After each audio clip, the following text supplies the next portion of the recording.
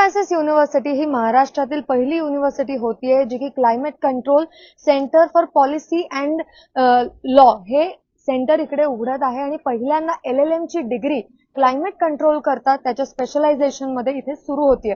काय ह्याचं वैशिष्ट्य हे सगळं जाणून घेणार आहोत सिम्बायोसिस युनिव्हर्सिटीच्या विद्या येरवाडेकर जे की प्रो व्हाईस चान्सलर आहेत आणि पहिल्यांदा कसं हे घडवून आणलं आणि वेगवेगळ्या देशांच्या डेलिगेट्सनी मिळून हा कोर्स घडवलाय आणि विविध एशियन कंट्रीज मध्ये तो एक सोबत सुरू होणार आहे. सर्वप्रथम तुमचं स्वागत.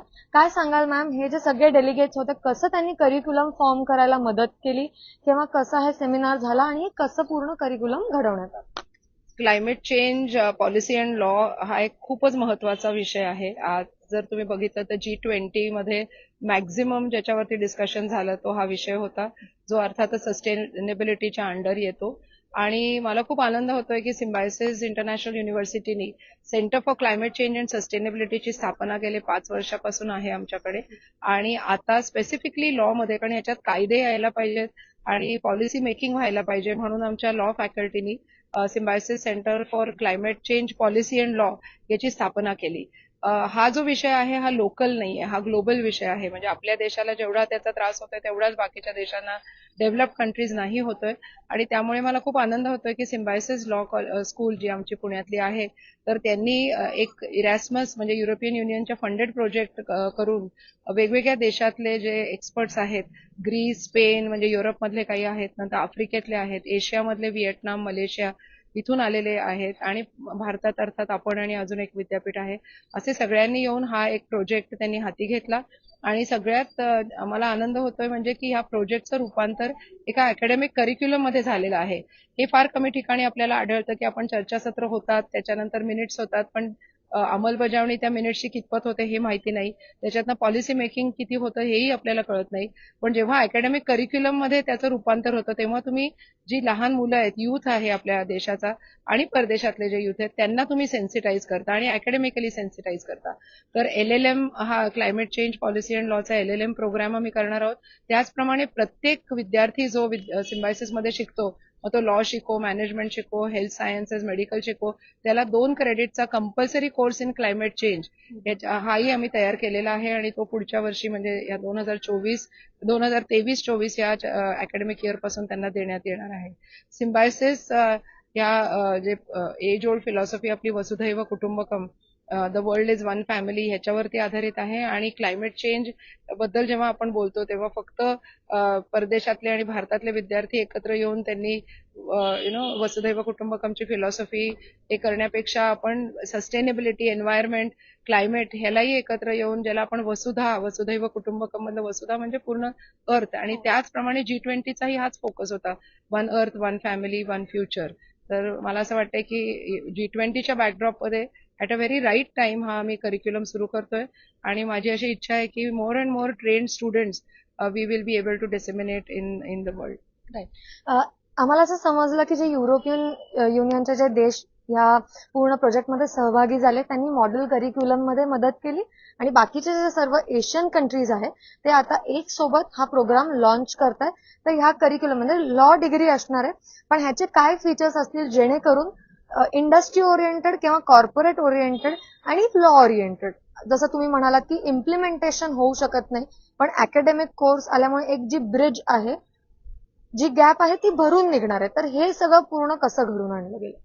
जेव्हा एखादा आम्ही करिक्युलम करतो, म्हणजे विशेषतः सिम्बायोसिस मध्ये, तर तेव्हा आम्ही कधी तो स्पेसिफिक डिसिप्लिनला ठेवतच नाही. तो नेहमी आम्ही असा इंटरडिसिप्लिनरी करिक्युलम करतो, कारण आपण लॉ जेव्हा शिकवतो तेव्हा त्याचे ऍप्लिकेशन्स हे इंटरडिसिप्लिनरी असतात. लॉ काही हा विषय असा फक्त लॉ फॅकल्टीकडे आपण देऊ शकत नाही. आणि त्यामुळे हा जो करिक्युलम आता आम्ही केलेला आहे त्याच्यात वेगवेगळे अँगल्स घेतलेले आहेत. म्हणजे अगदी हेल्थ सायन्सेस पासून की त्याचा इम्पॅक्ट क्लायमेट चेंजवर कसा होईल, किंवा तिथे काय पॉलिसी मेकिंग आणि लॉज काय काय नवीन आले पाहिजे. त्याचप्रमाणे त्याचा म्हणजे ह्युमॅनिटीज इन्क्लूड होतं. ह्युमॅनिटीज अँड सोशल सायन्सेस म्हणजे आपल्या सोसायटीवरती, कम्युनिटीवरती त्याचा कसा इम्पॅक्ट होईल, आणि त्यामुळे तिथे लिगल कन्सिडरेशन्स काय काय आले पाहिजेत. अशा प्रकारचे वेगवेगळ्या म्हणजे डिसिप्लिनचे एक्सपर्ट्स हे एकत्र येऊन त्यांनी हा करिक्युलम केलेला आहे. त्यामुळे जरी तो LLMचा करिक्युलम असला, आता मी म्हटल्याप्रमाणे आम्ही सगळ्या विद्यार्थ्यांना इररिस्पेक्टिव्ह ऑफ डिसिप्लिन त्यातला 2 credit course interdisciplinary course in climate change हा आम्ही देणार आहोत. एक मोठा बदल हा सुद्धा आहे की एक डिग्री सोबत 2 क्रेडिट कोर्स. आता बाकी सगळ्याही विषयांबरोबर ही महत्वाची म्हणजे प्रत्येक करिक्युलम काही वर्षांनी जो चेंज होत असतो त्यातलं एक कॉन्ट्रीब्युशन आहे.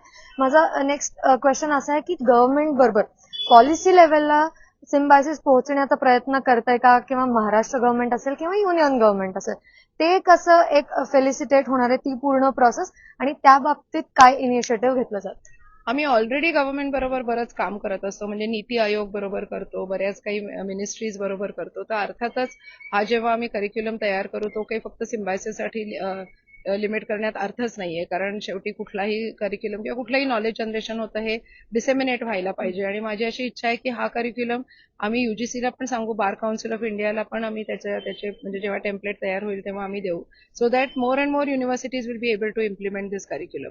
आणि त्यामुळे म्हणजे आम्ही जेव्हा काही नवीन तयार करतो तेव्हा हाच विचार करतो की ते फक्त आपल्या विद्यार्थ्यांसाठी मर्यादित न ठेवता हा करिक्युलम आपण बाकीच्यांसाठी देऊ. असाच एक आम्ही ऑनलाईन कोर्सही सुरू करायची आमची इच्छा आहे. म्हणजे मग तो ऑनलाईन कोर्स कुठलाही विद्यार्थी कुठल्याही विद्यापीठात शिकत असला तरी तो घेऊ शकेल. बरोबर.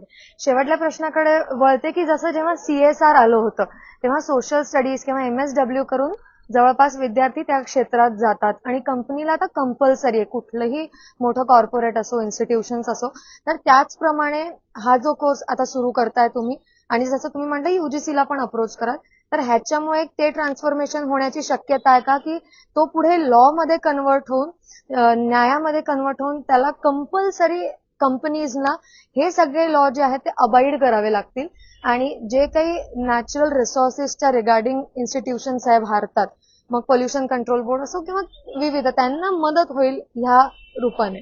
100%. कारण आता सुद्धा जर आपण कॉर्पोरेट वर्ल्डमध्ये बघितलं तर ESG म्हणजे एन्व्हायरमेंट सस्टेनेबिलिटी वरती भरपूर काम चालू आहे आणि बऱ्याचशा कंपन्या त्याला अलाइन करतातच आहेत. कारण त्यांनाही माहिती आहे की ग्लोबली जेव्हा त्यांना आता कुठलीही कंपनी देशातली फक्त नॅशनल कंपनी राहूच शकत नाही, ती मल्टीनॅशनल कंपनीच व्हायला पाहिजे. कारण त्याचे एक्सपोर्ट्स होत असतात बाहेर. आणि त्यामुळे जेव्हा जेव्हा आपण एक्सपोर्ट करताना बघतो की दुसऱ्या देशातली लोक तुमचे प्रोडक्ट्स कधी घेतील तर ते एन्व्हायरमेंटल सस्टेनेबिलिटी असतील तर.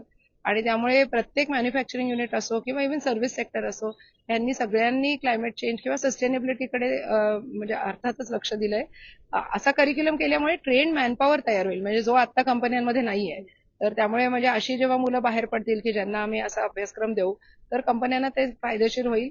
माझी अशी इच्छा आहे जरूर की CSR जसं आता एक तुम्ही सांगितल्याप्रमाणे ऑलमोस्ट कंपल्सरीच आहे, तसंच एन्व्हायरमेंट वरती म्हणजे काही लॉज आल्यानंतर किंवा सस्टेनेबिलिटी वरती लॉ आल्यानंतर एखाद्या गव्हर्नमेंट अशी पॉलिसी करेल की प्रत्येक कंपनी ही सस्टेनेबिलिटीचं किती मोजून मापून करतात. बरोबर.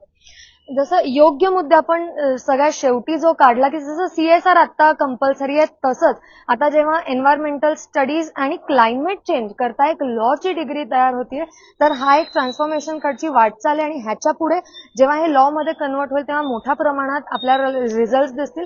पण ह्यालाच आपण ट्रान्सफॉर्मेशन म्हणतो, जो बदल म्हणतो तो अशाच इनिशिएटिव्हमुळे तयार होत असतो. आणि आगळा वेगळा उपक्रम आपण सिम्बायसिस युनिव्हर्सिटीचा पाहिलाय, ज्याचं रूपांतरण पुढे मोठ्या प्रमाणामध्ये होण्याची शक्यता आहे. स्वराली, पुण्याहून टाइम्स नाऊ मराठी करता.